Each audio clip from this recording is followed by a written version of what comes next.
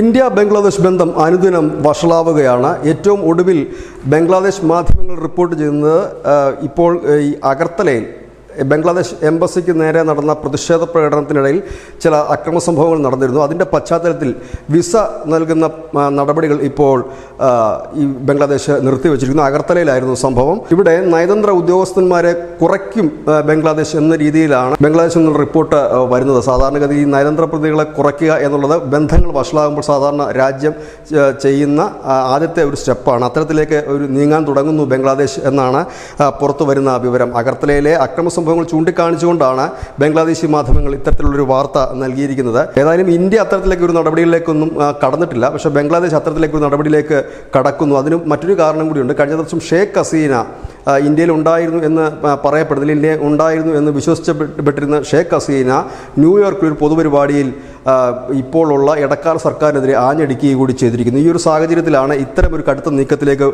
ബംഗ്ലാദേശ് നീങ്ങുന്നത്. ഒപ്പം തന്നെ പാക് പൗരന്മാർക്ക് വിസ നൽകുന്ന കാര്യത്തിൽ അത് വളരെ ലളിതമാക്കാൻ ഒരു നിർദ്ദേശവും ലോകമെമ്പാടുമുള്ള ബംഗ്ലാദേശ് എംബസികൾക്ക് നൽകുകയും ചെയ്തിട്ടുണ്ട്.